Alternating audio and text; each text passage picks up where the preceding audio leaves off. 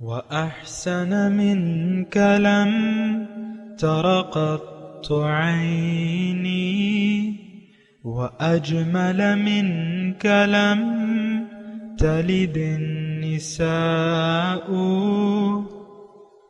خلقت مبرأ من كل عيب خلقت مبرأ من كل عيب كأنك قد خلقت كما تشاء.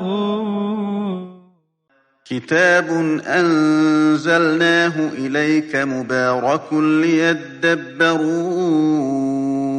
آياته وليتذكر أولو الألباب. یہ کتاب برکت والی ہے جسے ہم نے آپ کی طرف نازل فرمایا ہے تاکہ دانش مند لوگ اس کی آیتوں میں غور و فکر کریں اور نصیحت حاصل کریں. اللہم صلی علی سیدنا محمد وعلی آل سیدنا محمد بعدد کل ذرۃ مئۃ الف الف مرۃ. سامعین و ناظرین کرام، السلام علیکم ورحمۃ اللہ وبرکاتہ. سامعین کرام، سورہ مائدہ آیت نمبر 44 حصہ اول درس نمبر 474. آج کا موضوع کیا ہم گمراہ ہو گئے ہیں؟ اس کے ساتھ آج کے سبق کا آغاز کرتے ہیں. سب سے پہلے گزشتہ سبق کا اعادہ ہوگا. اعوذ باللہ من الشیطان الرجیم. پناہ مانگتا ہوں میں اللہ کی شیطان مردود سے. بسم اللہ الرحمن الرحیم. شروع اللہ کے نام سے جو بڑا مہربان نہایت رحم والا ہے. سماعون للکذب اکالون للسحت فإن جاءوك فاحكم بينهم أو أعرض عنهم وإن تعرض عنهم فلن يضروك شيئا وإن حكمت فاحكم بينهم بالقسط إن الله يحب المقسطين. یہ جھوٹی باتیں بنانے کے لیے جاسوسی کرنے والے اور رشوت کا حرام مال کھانے والے ہیں. اگر یہ تمہارے پاس کوئی مقدمہ فیصل کرانے کو آئیں تو تم ان میں فیصلہ کر دینا یا اعراض کرنا، اور اگر ان سے اعراض کرو گے تو وہ تمہارا کچھ بھی نہیں بگاڑ سکیں گے. اور اگر فیصلہ کرنا چاہو تو انصاف کا فیصلہ کرنا کہ خدا انصاف کرنے والوں کو دوست رکھتا ہے. وَكَيْفَ يُحَكِّمُونَكَ وَعِندَهُمُ التَّوْرَاةُ فِيهَا حُكْمُ اللَّهِ ثُمَّ يَتَوَلَّوْنَ مِن بَعْدِ ذَلِكَ وَمَا أُولَئِكَ بِالْمُؤْمِنِينَ. اور یہ تم سے اپنے مقدمات کیوں کر فیصل کرائیں گے جبکہ خود ان کے پاس تورات موجود ہے جس میں خدا کا حکم لکھا ہوا ہے. یہ اسے جانتے ہیں پھر اس کے بعد اس سے پھر جاتے ہیں، اور یہ لوگ ایمان ہی نہیں رکھتے. سامعین کرام، سورہ مائدہ آیت نمبر 44. انا انزلنا التوراۃ فیہا ھدی ونور. ہم نے تورات کو نازل کیا، اس میں ہدایت بھی تھی اور روشنی بھی تھی. یحکم بہا النبیون، فیصلہ کرتے تھے اس کے مطابق وہ نبی جو مسلم تھے، فرما بردار تھے. للذین ہادوا، ان لوگوں کے درمیان جو یہودی بن گئے تھے. والربانیون والاحبار، اور اسی طرح ربانی اور احبار بھی، وہ بھی اسی کے مطابق فیصلہ کرتے تھے. بمستحفظوا من کتاب اللہ، کیونکہ انہیں اللہ کی کتاب کا نگہبان بنایا گیا تھا. وَكَانُوا عَلَيْهِ شُهَدَاءَ، اور وہ اس پر گواہ تھے. فلا تخشوا الناس، تو اے گروہ یہود تم لوگوں سے نہ ڈرو، واخشونی مجھ سے ڈرو، ولا تشتروا بآیاتی ثمنا قلیلا، اور میری آیات کو ذرا ذرا سے معاوضے لے کر بیچنا چھوڑ دو۔ ومن لم یحکم بما انزل اللہ، اور جو لوگ اللہ کے قانون کے مطابق فیصلہ نہ کریں گے فاولئک هم الکافرون، یہی کافر ہیں۔ سامعین کرام، مضمون اگر آپ غور کریں، اور غور کرنا بھی چاہیے، کیونکہ قرآن کو دیکھیں سمجھنا چاہیے، سمجھ کر پڑھنا چاہیے، اور قرآن سے ہدایت لینا جو ہے وہ مقصود ہوتا ہے، کیونکہ قرآن کتاب ہدایت ہے۔ ہر کتاب جو ہے کتاب ہدایت ہے۔ جیسے کہ آج توریت کے متعلق اللہ تعالیٰ نے فرمایا کہ انا انزلنا التوراۃ فیہا ھدی و نور، ہم نے تورات نازل کی، اس میں ہدایت تھی اور روشنی تھی۔ دیکھیں یہ سارا مضمون اگر آپ دیکھیں، اور آئندہ بھی جو آ رہا ہے، جو پیچھے بھی گزر چکا ہے، ایک مطالبہ ہے اللہ کا، بندوں سے ایک مطالبہ ہے کہ فَإِيَّايَ فَاعْبُدُونِ وَإِلَٰهُكُمْ إِلَٰهٌ وَاحِدٌ، تمہارا معبود ایک ہے، اسی کی بندگی کرو۔ یہ ایک اگر آپ دیکھیں نا کہ ایک ہی مطالبہ ہے، تمام پیغمبر اللہ کی بندگی کی دعوت لے کے آئے اور اللہ کی طرف بلانے والے بن کے آئے۔ داعیا الی اللہ باذنہ وسراجا منیرا وانک لتہدی الی صراط مستقیم۔ تو صراط مستقیم جو کہ اللہ کا راستہ ہے، اور صراط مستقیم ہے کیا یہ بھی آپ جان لیں۔ صراط مستقیم وہ دین اسلام ہے، وہ طرز زندگی ہے جو اللہ تعالیٰ نے ہمارے لیے پسند فرمایا ہے کہ تم اس طریقے کے مطابق زندگی گزارو، اور اس کے علاوہ جو ہے کسی اور راستے پر نہ چلو، یہی ایک راستہ ہے۔ وَأَنَّ هَذَا صِرَاطِي مُسْتَقِيمًا فَاتَّبِعُوهُ وَلَا تَتَّبِعُوا السُّبُلَ فَتَفَرَّقَ بِكُمْ عَنْ سَبِيلِهِ، دیگر راستوں پر نہ چلو۔ اور میں یہ بھی کہنا چاہتا ہوں سامنے کرام، میں کیا کہوں گا، لیکن یہ ہے کہ قرآن کا جو خلاصہ ہے وہ یہی ہے کہ بندگی رب، اللہ کی بندگی۔ یا ایک اور آیت اگر میں آپ کے سامنے پڑھ کے سناؤں تو ذرا وہ بھی اچھا ہوگا، کہ ایک نقطہ ہے جو انسان کو فرش سے عرش تک پہنچا سکتا ہے، اور ایک نقطہ ہے جو انسان کو اسفل السافلین تک پہنچا سکتا ہے۔ وہ ایک نقطہ جو انسان کو فرش سے عرش تک پہنچا سکتا ہے وہ کیا ہے؟ وہ یہ ہے کہ یہ اللہ کے حکم کے سامنے سر جھکا دے۔ یہی بات جو ہے سامعین کرام ہماری بنیادی طور پہ سمجھ میں نہیں آتی، یعنی آج ہماری، میں اپنی 2020 کی بات کر رہا ہوں، مئی کا مہینہ ہے، 27 تاریخ ہے، یہ ہماری بات سمجھ میں نہیں آتی، اور یہ اس بات کو نہ سمجھتے ہوئے صدیاں بیت گئی ہیں سامعین کرام، کہ ان الحکم الا للہ، حکم یعنی انسان زندگی کس کی مرضی سے گزارے گا، یہ فیصلہ اللہ کا حق ہے۔ اور آپ دیکھیں، میں اس میں آپ کو زیادہ بھول بھلیوں میں نہیں ڈالتا، ہم لوگ اپنی مرضی سے زندگی گزار رہے ہیں، اللہ کی جو عبادت ہم کر رہے ہیں وہ بھی ہماری مرضی ہے، وہ بھی ہماری مرضی ہے۔ ہدایت وہ ہے جو ہم سمجھتے ہیں، وہ نہیں جو اللہ تعالیٰ نے ہمیں سمجھائی ہے یا رسول نے اس کے سمجھائی ہے، اس کو ہم ہدایت نہیں مانتے۔ عام طور پہ آپ دیکھ لیں، ہدایت کو ہم نے محدود کر دیا ہے چند رسومات تک، نماز، روزہ، حج، زکوٰۃ۔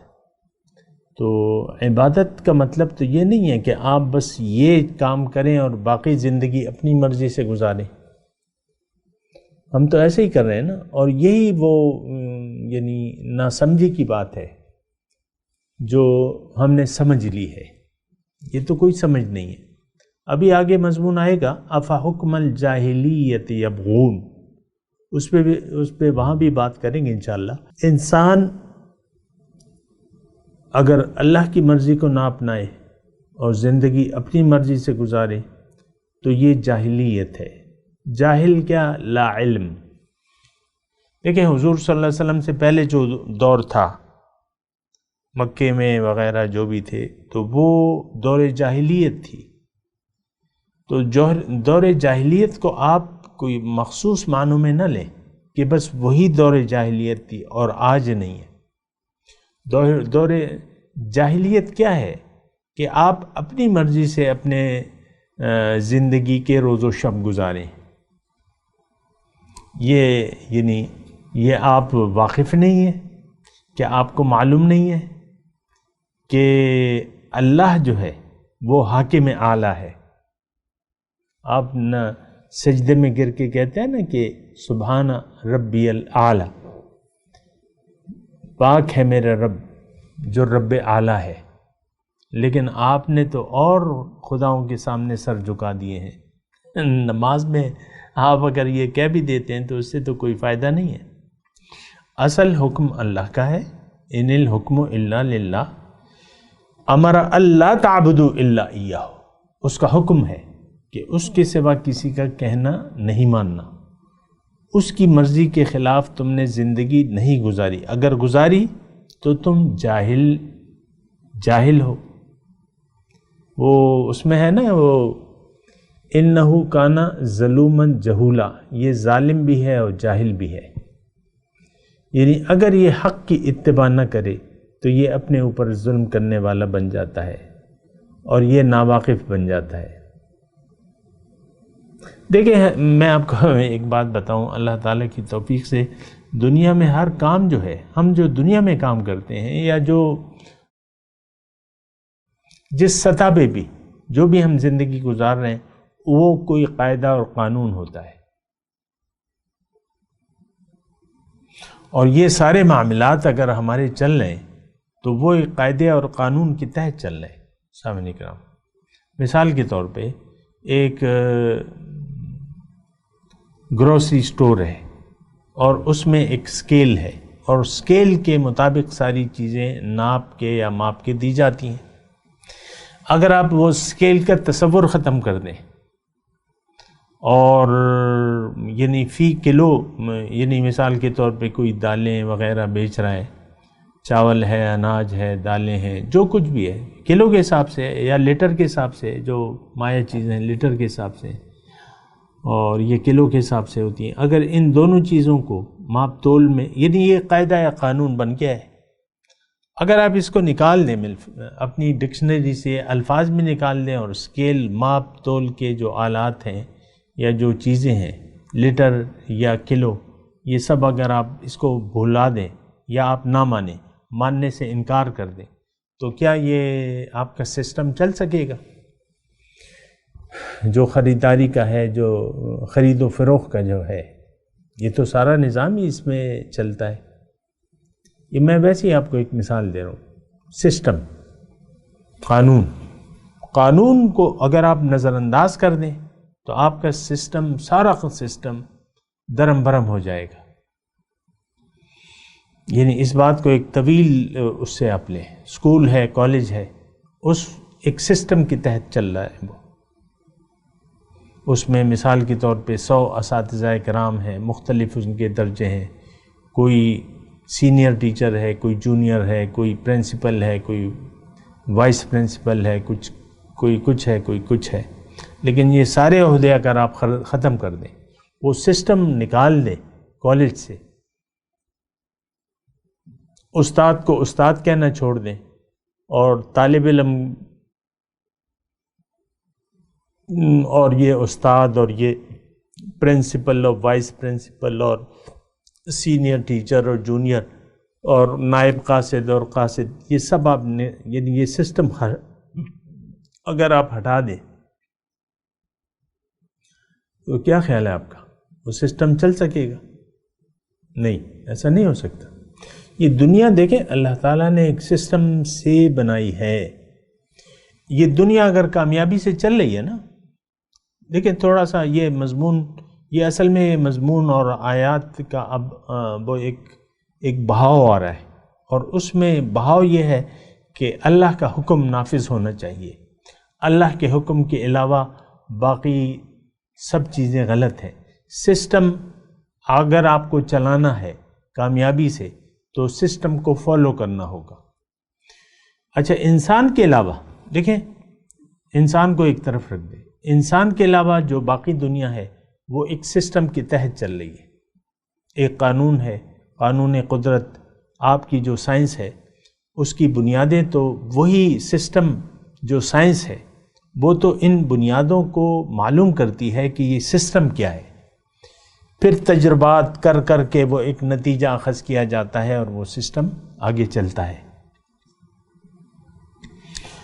انسان کو چھوڑ کے میں آپ کو کہہ رہا ہوں، دیکھیں میں تھوڑا سا ٹائم لے رہا ہوں اس پہ، کیونکہ یہ مضمون اب ایسا آ رہا ہے کہ وہ سسٹم کی بات ہو رہی ہے، ایک طریقے کی بات ہو رہی ہے. انسان کو ایک طرف رکھ دیں. اللہ تعالیٰ نے جو باقی ماندہ کائنات بنائی ہے وہ ایک سسٹم کے تحت ہے، ایک قانون خداوندی کے تحت جو ہے وہ نظام چل رہا ہے. جو یعنی کرۂ آسمانی ہے اس میں جو تمام کرے ہیں ان کے لیے ایک سسٹم ہے، ایک قانون ہے، ایک رفتار ہے، ایک مقدار ہے. وہ ساری وہ مقدار کے تحت جو ہے یہ کرۂ آسمانی جو ہیں وہ چل رہے ہیں. یہ اللہ تعالیٰ نے فرمایا نا کہ ہم نے اس زمین، اس کائنات کو پیدا کیا ہے وَإِنَّا لَمُوسِعُونَ، ہم اس کو وسعت دے رہے ہیں. اس معاملے میں آگے نہیں جا رہا، لیکن یعنی وہ سسٹم چل رہا ہے. کچھ ستارے بلیک ہول میں جا رہے ہیں، کچھ نئے پیدا ہو رہے ہیں وغیرہ وغیرہ. یہ کائنات پھیل رہی ہے اور سسٹم چل رہا ہے. اور سسٹم دیکھیں ایسی کامیابی سے چل رہا ہے کہ جو کروڑوں سالوں سے یا اربوں سالوں سے جو سورج اپنی تمازت دے رہا ہے وہ چونکہ سسٹم کے تحت چل رہا ہے تو وہ اس کی جو روشنی ہے، جو گرمی ہے، جو اس کی رفتار ہے، اس میں ذرہ برابر فرق نہیں آتا.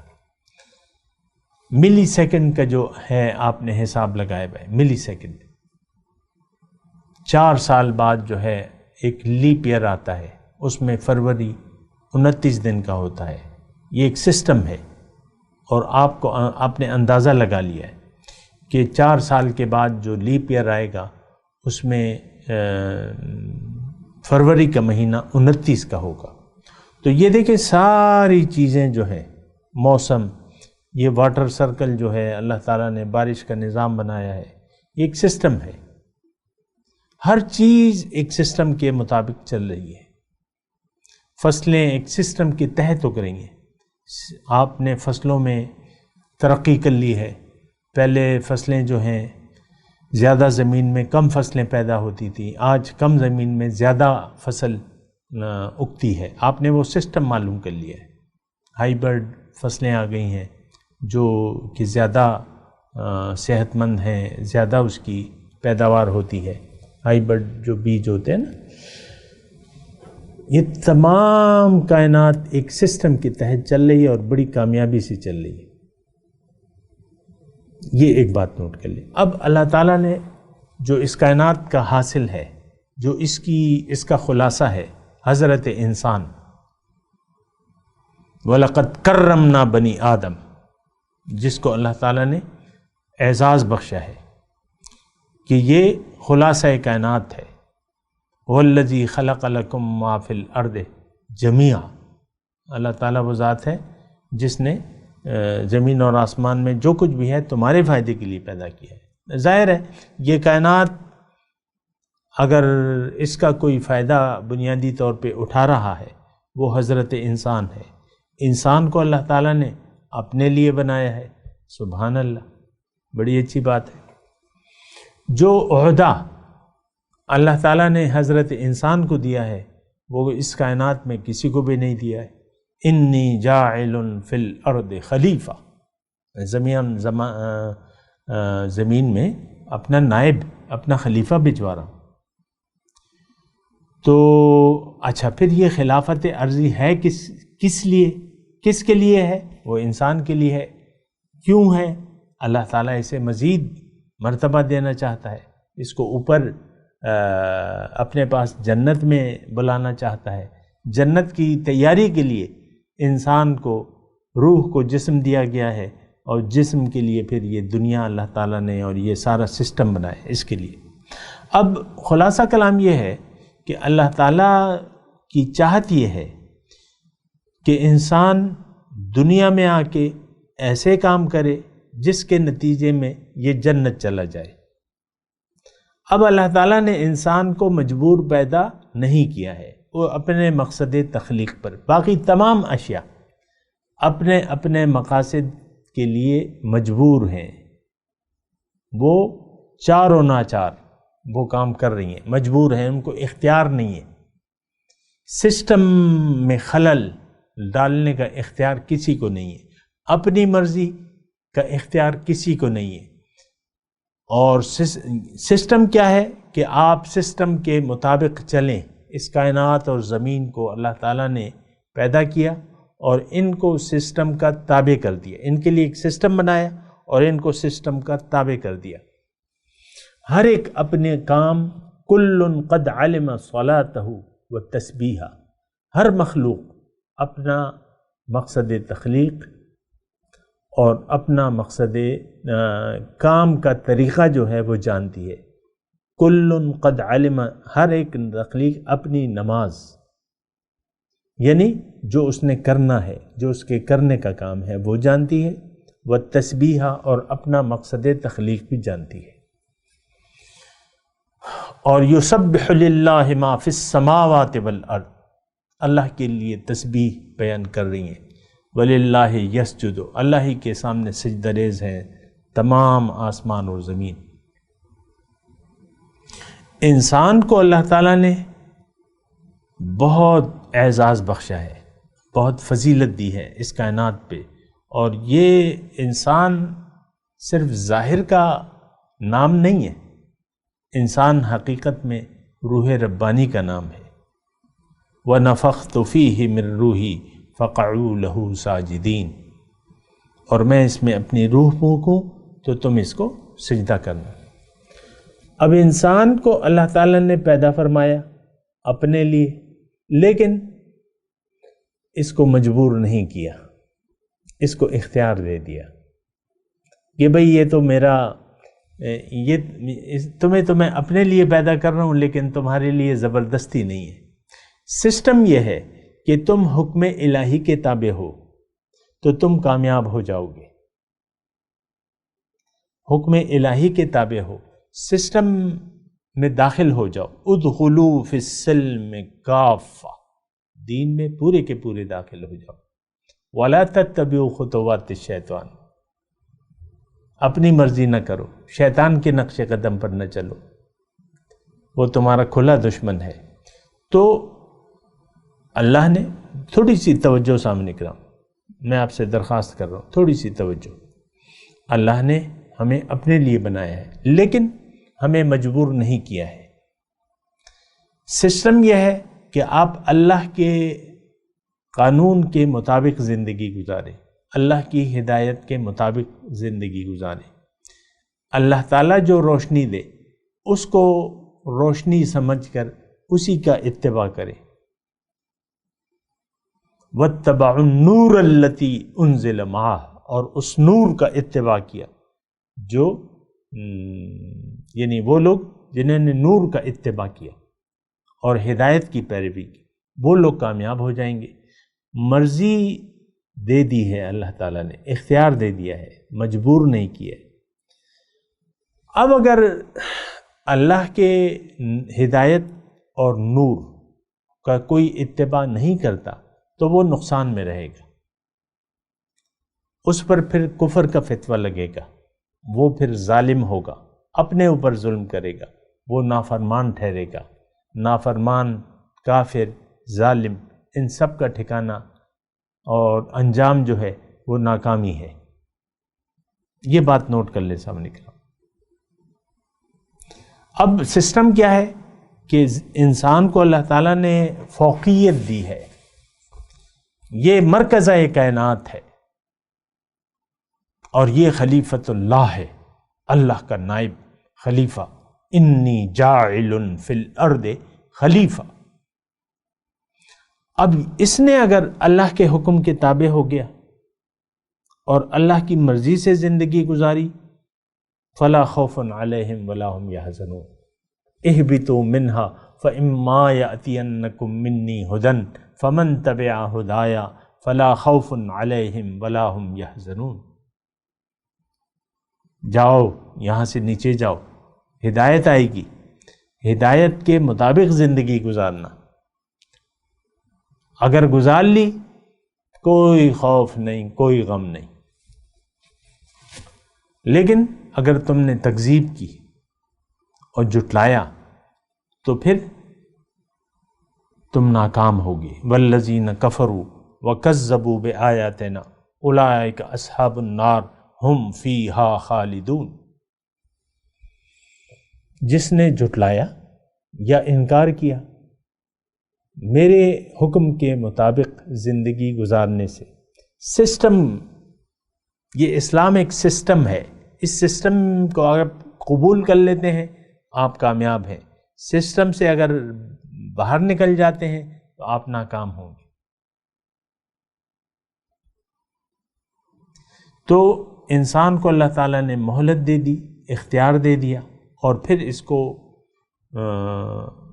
اختیار دے دیا کہ بھئی وَقُلِ الْحَقُّ مِن رَبِّكُمْ فَمَنْ شَاءَ فَلْيُؤْمِنْ وَمَنْ شَاءَ فَلْيَكْفُرْ۔ حق تو رب کی طرف سے آ گیا، اب جس کا جی چاہے یقین کر لے کہ ہاں سسٹم، میں تو سسٹم میں آنا چاہتا ہوں، اور سسٹم سے جو باہر رہ گیا وہ ناکام ہے۔ تو دیکھیں اب ہمارا یہ ہے، یعنی ہمارا حال یہ ہے کہ ہم نے تو دین کو سمجھا ہی نہیں۔ آپ دیکھ لیں ہم لوگ فرقوں میں بٹ گئے ہیں، اور زبانی نان ایشوز کو ہم نے ایشوز بنا لیا۔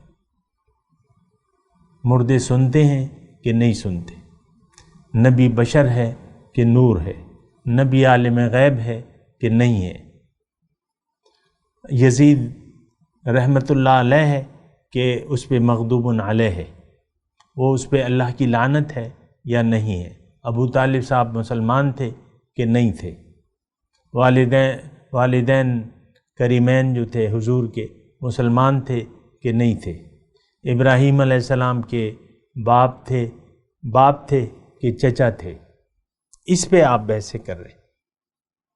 یا صحابہ کرام نے جنگیں لڑیں، کون قصوروار تھا، اس پہ آپ بحثیں کر رہے ہیں۔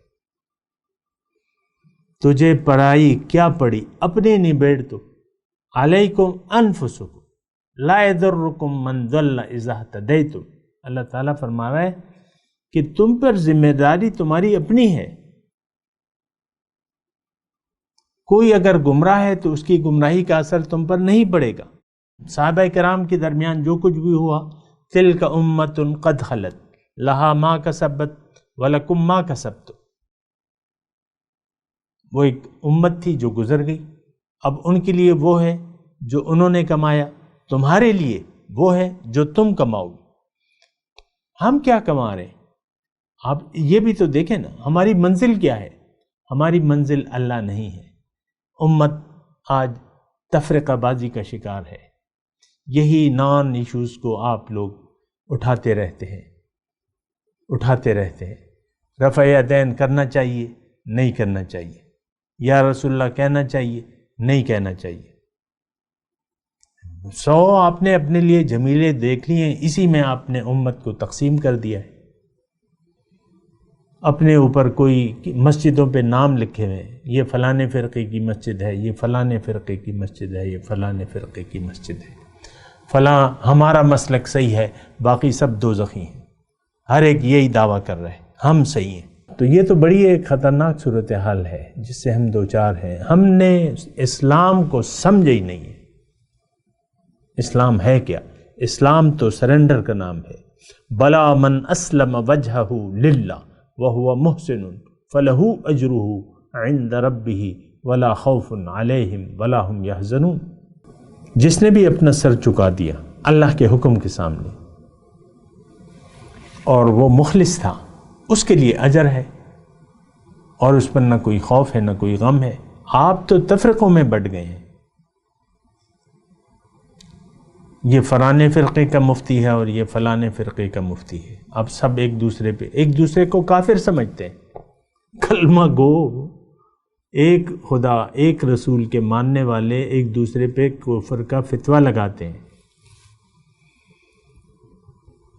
آپ کو معلوم ہے، آپ کو معلوم ہونا چاہیے کہ آپ جس فرقے میں ہیں آپ دوسرے کو باطل کافر سمجھتے ہیں، حالانکہ وہ کلمہ پڑھ رہے ہیں، رسول کو مان رہے ہیں، ایک اللہ کو مان رہے ہیں، پھر بھی آپ ان کو کافر قرار دیتے ہیں۔ اسی پر پھر جھگڑے ہیں۔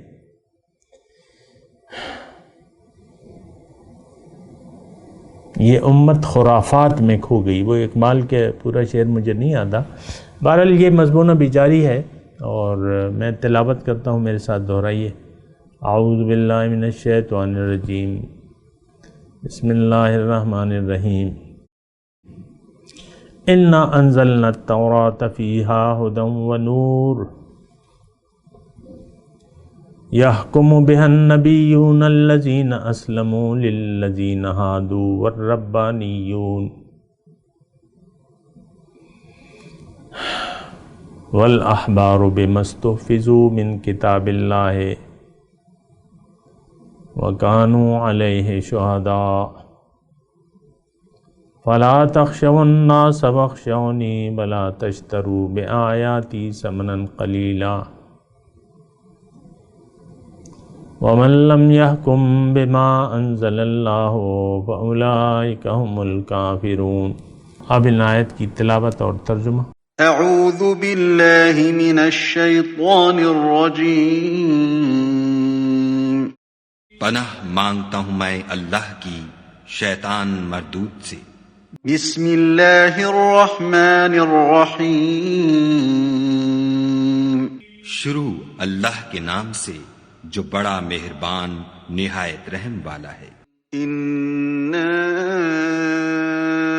انزلنا التوراۃ فیہا ھدی ونور يحكم بها النبيون الذين أسلموا للذين هادوا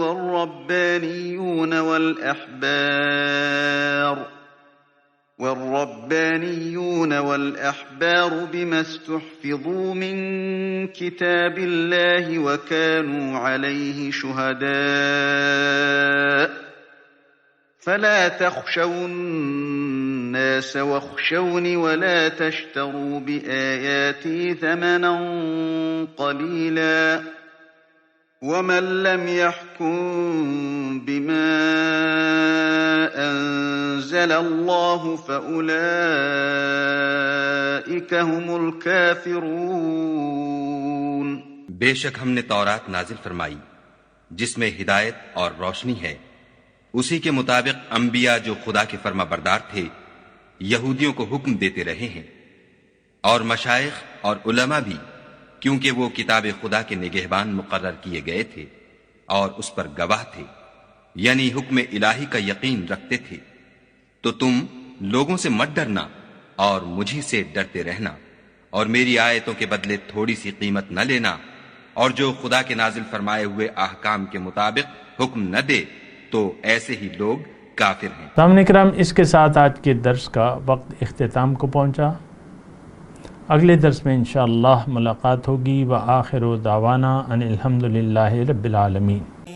مولایا صلی وسلم دائما ابدا علی حبیبک خیر الخلق کلہم۔